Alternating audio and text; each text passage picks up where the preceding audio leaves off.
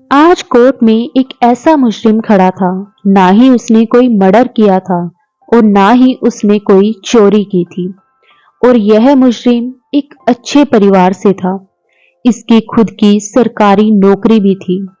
लेकिन यारी दोस्ती में इस हद तक अपने आप को अच्छा और बेहतर दिखाने के लिए अपने दोस्तों से राय लेकर जो घिनौना काम करता था, यह बात कोई भी सुनेगा तो अपने कानों को एक बार जरूर हाथ लगाएगा। और आज इसको कोर्ट में लाने वाला कोई और नहीं, उसके पत्नी का भाई ही है। यह कहानी एक पारिवारिक जीवन से संबंधित है, जिसको सुनकर आपको भी बहुत सी बातें सीखने और समझने को मिलेंगी। लेकिन दोस्तों, कहानी में आगे बढ़ने से पहले बस आप लोगों से वही पुरानी रिक्वेस्ट है कि आप हमारे YouTube चैनल को सब्सक्राइब कर लीजिए और वीडियो को भी एक लाइक और शेयर कर दीजिए, जिससे कि मेरा भी हौसला बढ़ता रहे और मैं आपके लिए रोजाना नई नई इंटरेस्टिंग कहानियां लेकर आती रहूंगी। चलिए चलते हैं अपनी कहानी की तरफ। जब इंसान मरने वाला होता है, या फिर यूं कहें कि जब उस इंसान को एहसास होता है कि अब उसकी आखिरी सांस चल रही हो, और उस समय जब कोई बात बोलता है तो उसके बोली हुई बात का बड़ा ही गहरा प्रभाव पड़ता है। खास करके तब जब उसका बयान, उसकी बात किसी मजिस्ट्रेट के सामने या फिर किसी जज के सामने हो रहा होता है, तो उसके उस बयान को आधार मानकर कोर्ट में जज साहब आरोपी को सजा सुनाते हैं। आज की जो ये घटना है, इस घटना में भी ठीक वैसा ही हुआ।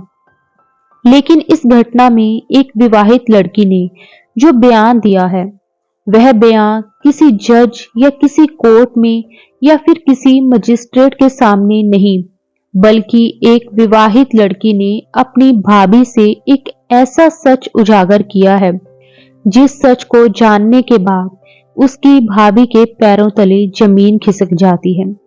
अपने पति से 7 जन्मों तक साथ रहने की कस्में खाकर वह लड़की आई थी, और महज उसकी जिंदगी मात्र 10 दिनों के अंदर ही समाप्त हो जाती है। वह कितना खौफनाक मंजर रहा होगा, उस मंजर की परिकल्पना से ही इंसान समझ जाएगा और सिहर जाएगा, कांप उठेगा। लेकिन वह 10 दिन भी उस लड़की के लिए कितना भयानक थे, कितने खौफनाक थे, और उसी 10 दिनों में उसका एक एक पल कैसे बीता, इस बात की सच्चाई को अगर आप जानेंगे तो यकीन मानिए आपके पैरों तले जमीन खिसक जाएगी, आपकी अंतरात्मा अंदर से कांप उठेगी, एक आम इंसान की रूह सिहर जाएगी, और आप ये सोचने पर मजबूर हो जाएंगे कि आज के इस आधुनिक युग में एक पढ़े लिखे पुरुष के द्वारा भी क्या इस प्रकार का घिनौना और गंदा काम किया जा सकता है। आप सोचने पर मजबूर हो जाएंगे कि जब वह पढ़ा लिखा इंसान एक बड़े पद पर हो, एक इंजीनियर के पद पर कार्यरत हो, वह इंजीनियर एक लड़की पर अत्याचार करता है, और उस लड़की का नाम मोना होता है। उसके साथ ऐसे खौफनाक घटना को इंजाम दिया जाता है। इस घटना को जब आप पूरी वीडियो में जानेंगे तो आप सोचने पर मजबूर हो जाएंगे कि आखिर ऐसा कैसे हो सकता है। आज के इस आधुनिक युग में भी एक पढ़ा लिखा इंसान इतना बुरा करना तो दूर, यह सोच भी कैसे सकता है। दरअसल यह सच्ची घटना महाराष्ट्र के नागपुर जिले की है। यह बात 2 जनवरी 2021 की है। वहीं से काफी दूर गौरीपुर गांव से सुनील बारात लेकर अपने सगे संबंधियों के साथ नागपुर के क्षेत्र में पहुंचता है, क्योंकि वहां शादी का अरेंजमेंट था। उसकी शादी मोना से तय हुई होती है, और मोना के माँ बाप बचपन में ही गुजर जाते हैं, और माँ बाप के गुजरने के बाद उनका पालन पोषण बड़े ही लाड और प्यार से उसके भाई के द्वारा किया जाता है। और जब समय आता है तो उसके बाद उसके भाई ने उसकी शादी अपने हिसाब से सोच समझकर एक बड़े ही रॉयल फैमिली में तय कर दी। मोना की शादी जिस लड़के से होनी तय हुई थी, वह लड़का पेशे से इंजीनियर था।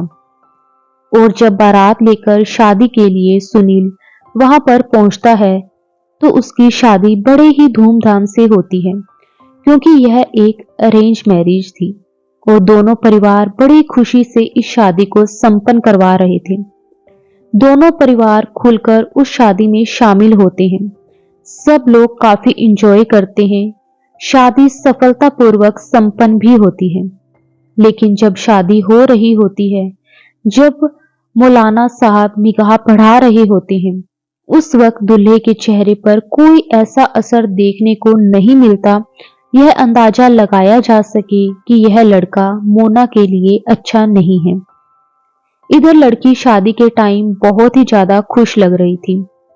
तमाम तरह की जो शादी की रस्में होती हैं, उन रस्मों रिवाजों को पूरी करने के बाद जब विदाई का समय आता है, जब लड़की अपने घर से विदा हो रही होती है, उसके भाई के साथ साथ परिवार के जितने सगे संबंधी होते हैं, सब लोग काफी रोते हैं। एक गमनीय माहौल हो जाता है। लेकिन सबको इस बात की खुशी भी थी कि उसके भाई ने अपना फर्ज अदा कर दिया।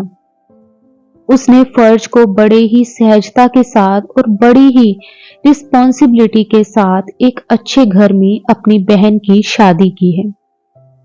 और जहां उसकी बहन जा रही है, उसको इस बात का एहसास था, उसे उस घर में किसी प्रकार की कोई दिक्कत नहीं होगी, क्योंकि लड़का इंजीनियर है।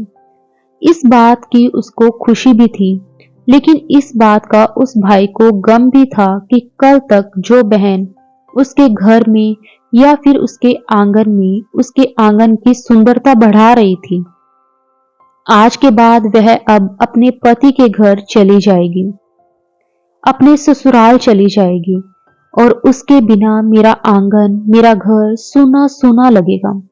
लेकिन उसका भाई इस बात पर बहुत ज्यादा खुश था कि वह अपनी बहन की शादी एक बड़े ही रॉयल परिवार में कर रहा है, जहां पर उसके बहन को किसी भी प्रकार की कोई दिक्कत नहीं होने वाली।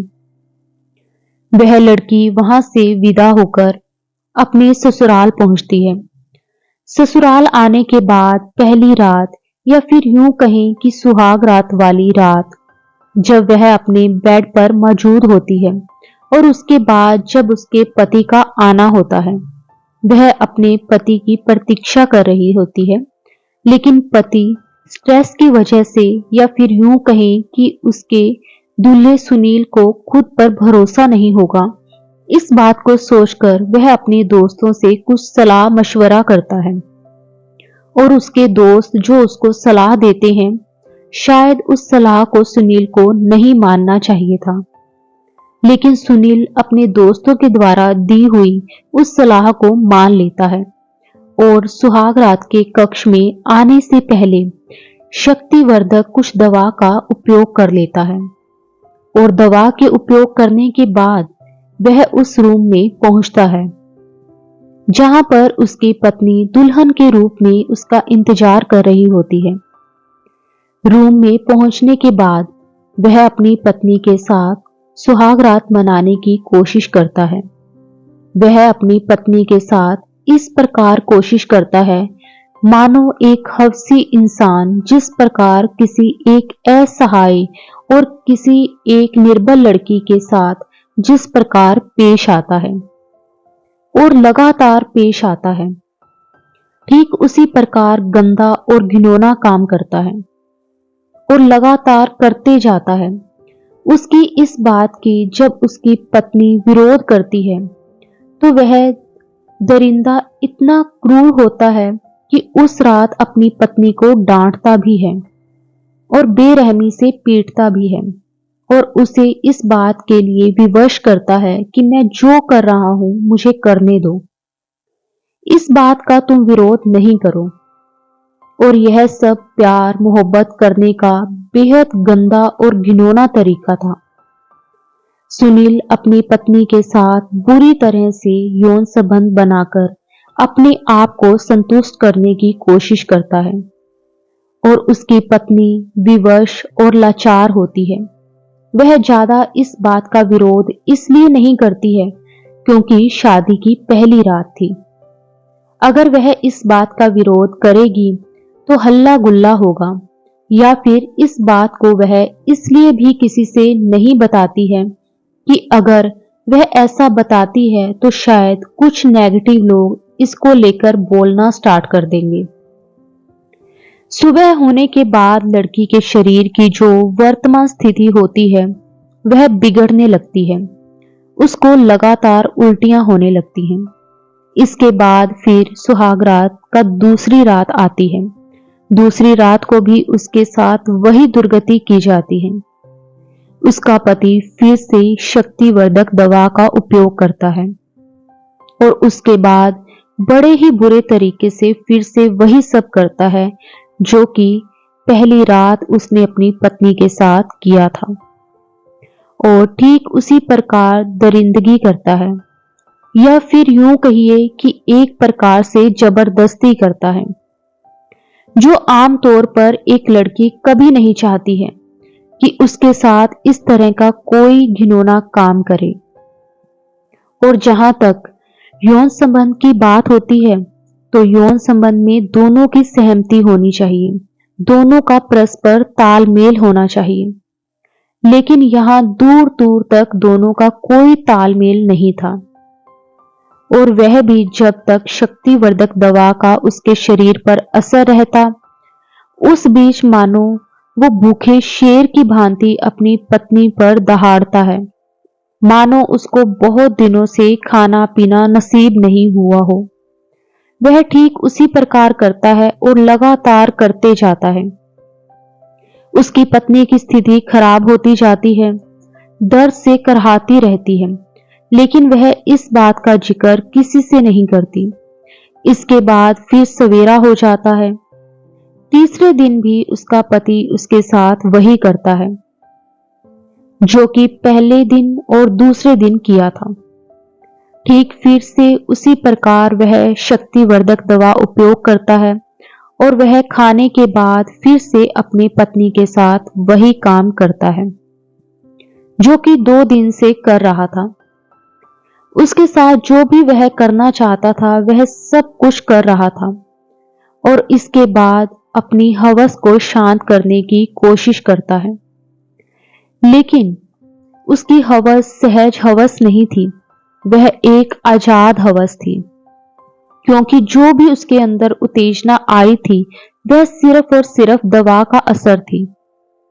वह उसकी आंतरिक उत्तेजना नहीं थी, और जाहिर सी बात है कि जब किसी इंसान की आंतरिक उत्तेजना नहीं हो, किसी मेडिसिन के प्रभाव के चलते उसके शरीर में कोई उत्तेजना होगी, तो जाहिर सी बात है कि उसका इफेक्ट सामने वाले के बॉडी पर पड़ेगा। वह लड़की पूरी तरह से प्रताड़ित हो जाती है। वह यह सब सह नहीं पाती। 3 दिन तक अपने साथ हुई दरिंदगी के कारण मोना बहुत ही परेशान हो जाती है। सुबह में इस बात का वह जिक्र अपनी जेठानी से करती है और कहती है कि मेरी तबीयत बहुत ही ज्यादा खराब है। फिर वह आगे कहती है कि आपका देवर मेरे साथ हद से ज्यादा क्रूरता कर रहा है। बहुत ज्यादा जबरदस्ती करने के कारण मोना के आंतरिक पार्ट डैमेज हो गए थे और वहां से लगातार ब्लड का रिसाव हो रहा था। मोना लगातार उल्टियां कर रही थी।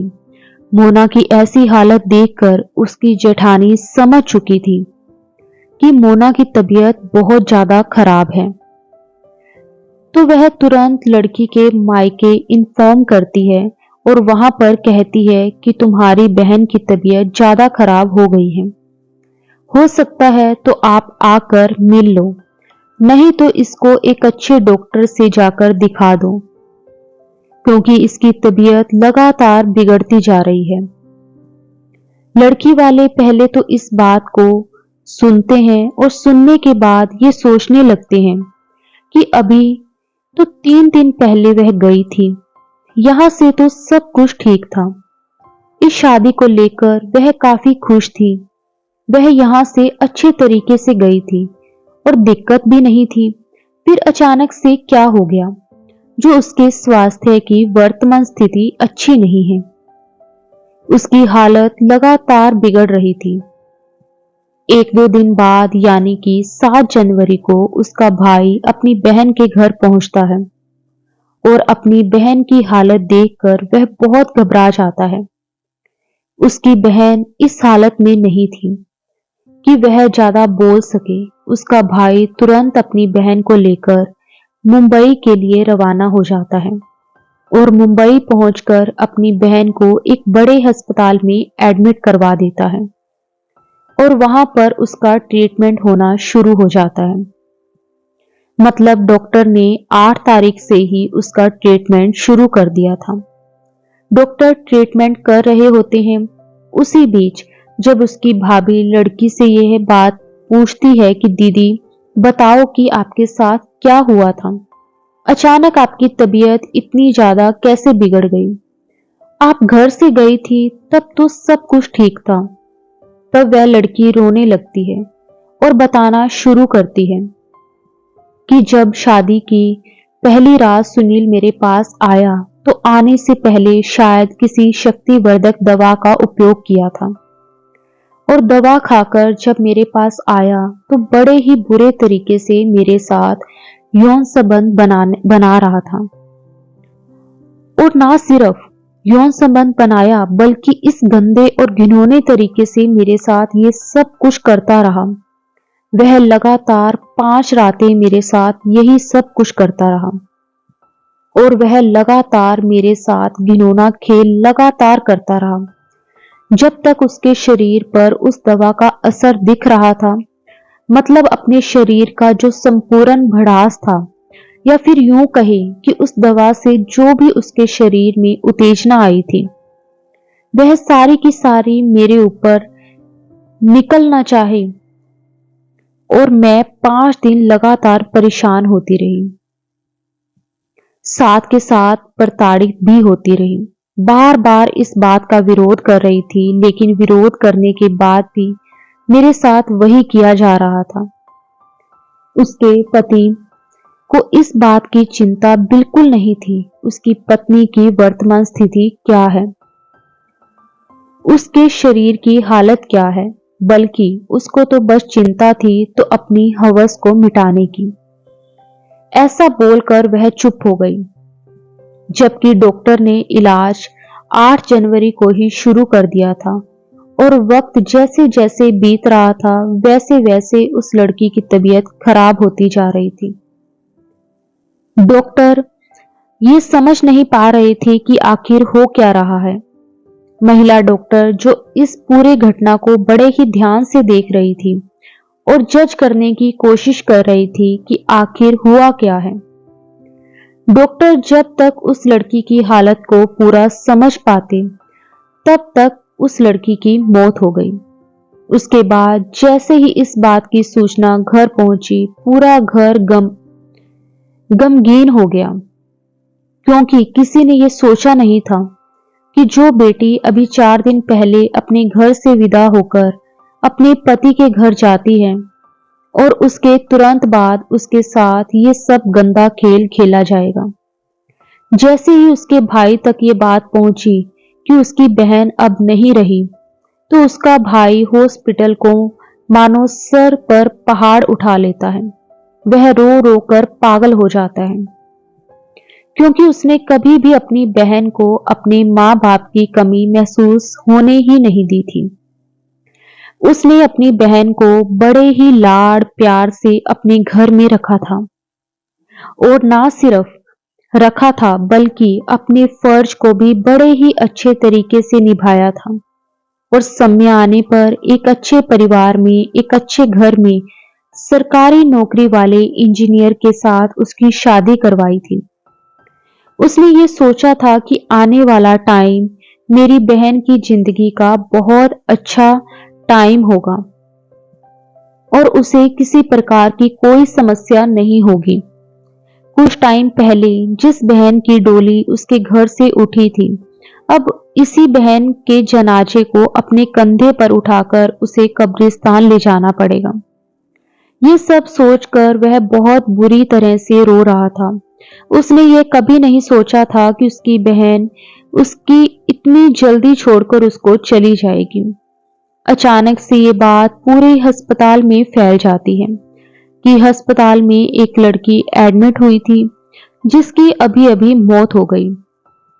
जब मीडिया को इस बात का पता चलता है, अस्पताल में से ही कोई व्यक्ति ये खबर मीडिया तक पहुंचा देता है।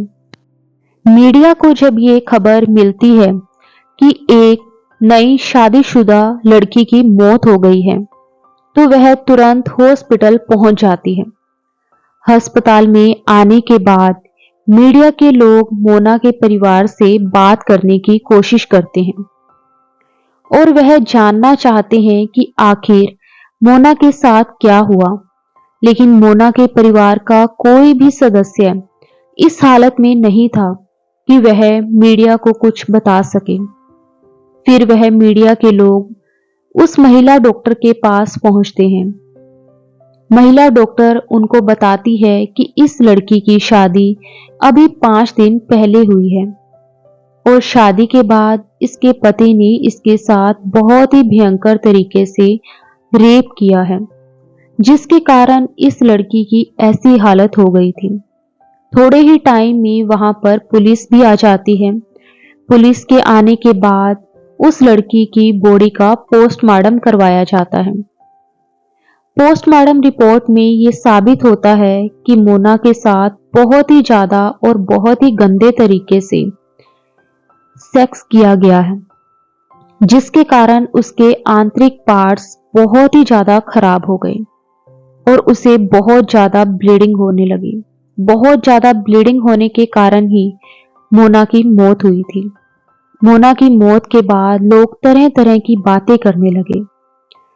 कुछ लोग कह रहे थे कि वह लड़की बहुत ही अभागी थी। पहले तो इसके माँ बाप की मृत्यु हो गई और इसने अपना सारा बचपन बिना माँ बाप के प्यार से गुजारा। अब सोचा था कि शादी के बाद यह सुखी सुखी अपने ससुराल में रहेगी, लेकिन ससुराल में भी यह 5 दिन ही निकाल सकी। अब वहां भी उसकी बहुत ही भयंकर मौत हो गई। इसके भाई ने तो अपना फर्ज बहुत ही खूबसूरत तरीके से निभाया था, बल्कि अच्छे घर में उसकी शादी भी करवाई थी, लेकिन इसके पति ने ही इसे मौत के घाट उतार दिया। मोना का भाई उसके पति पर पुलिस केस कर देता है और पुलिस को हाथ जोड़कर कहता है कि उस शख्स ने मेरी बहन का बहुत ही बेरहमी से कत्ल कर दिया है। आप इस केस की तहकीकात कीजिए और उस शख्स को सख्त से सख्त सजा दिलाइए। पुलिस सुनील को पकड़कर कोर्ट में पेश करती है और वहां सुनील कहता है कि वह लड़की बहुत पहले से ही बीमार थी। उसकी बीमारी के बारे में बताया नहीं गया था और उसकी शादी मुझसे कर दी गई थी, और जब शादी करके इस घर में आई उसके बाद उसकी बीमारी और बढ़ती गई, और जब बीमारी हद से ज्यादा बढ़ गई तो इसको हॉस्पिटल में एडमिट करना पड़ा और एडमिट करने के बाद वह कंट्रोल से बाहर हो गई और इसका इंतकाल हो गया। ये लोग हमें फंसाने की कोशिश कर रहे हैं। हम इस चीज में इन्वॉल्व नहीं हैं और हमने वैसा कुछ भी नहीं किया जो इल्जाम हमारे ऊपर लग रहा है। ज्यादा सबूत ना होने के कारण सुनील को कोर्ट में जमानत मिल जाती है। केस को चलते हुए 6 महीने का समय हो जाता है, लेकिन पुलिस और मोना का भाई दोनों मिलकर सुनील को कोई भी सजा नहीं दिलवा पाते। इसी बीच सुनील को किसी दूसरी लड़की से प्यार हो जाता है और उस प्यार के तुरंत 1 महीने के बाद ही सुनने में आता है कि वह दोनों कोर्ट में शादी कर लेते हैं। शादी के तुरंत बाद ही उसका वही सिलसिला शुरू होता है जो कि उसने मोना के साथ किया था, और उस लड़की को भी अनफान में अस्पताल में एडमिट करना पड़ता है और उस लड़की को इस बात का भी पता चल जाता है कि इस आदमी ने पहले भी शादी की थी। इसकी पत्नी की मौत शादी के कुछ दिन बाद ही हो गई, लेकिन वह लड़की जिंदगी और मौत के बीच लड़ती तो है, लेकिन कोर्ट में जल्द ही उसके खिलाफ कानूनी कार्रवाई भी शुरू कर दी जाती है और अब की बार वह कानून के हाथों से नहीं बचता। आखिरकार वह अपने जुर्म की सजा काटने के लिए जेल में बंद हो जाता है, क्योंकि इस केस में उसकी पहली पत्नी के भाई ने भी उस लड़की की तरफ से गवाही दी थी और उस लड़की का कैसे केस था जो स्ट्रॉन्ग बन गया था, जिसकी वजह से उसकी नौकरी भी चली जाती है और उसको जेल की सलाखों के पीछे सड़ना पड़ता है। तो दोस्तों, बुरे काम का बुरा नतीजा तो होता ही है। इस तरह की बुरी सोच रखने वाले इंसान को सच में जीने का कोई हक नहीं, जो किसी के जीवन के साथ इस तरह खिलवाड़ करते हैं, वह भी सिर्फ इसलिए कि वह अपनी मर्दाना ताकत सिर्फ औरतों को दिखाना चाहते हैं। बाकी इस घटना को सुनाने का उद्देश्य किसी की भावनाओं को चोट पहुंचाना नहीं है, ना ही किसी की अंतरात्मा को ठेस पहुंचाना है, बल्कि आपको सचेत करना है, आपको जागरूक करना है। पूरे घटनाक्रम को लेकर आपकी क्या राय है? आप अपनी राय कमेंट में जरूर लिखें। अगर आपको आज की कहानी पसंद आई है तो वीडियो को जरूर लाइक कीजिए और अपने दोस्तों के साथ भी शेयर कीजिए। और हाँ, अगर आपने अभी तक हमारे चैनल को सब्सक्राइब नहीं किया है तो जरूर सब्सक्राइब कर लें। मिलते हैं हम अपनी कल की एक नई दिलचस्प कहानी के साथ। मुझ पर सदा अपना प्यार और स्नेह ऐसे ही बनाए रखें। सभी को मेरा प्यार भरा नमस्कार दोस्तों।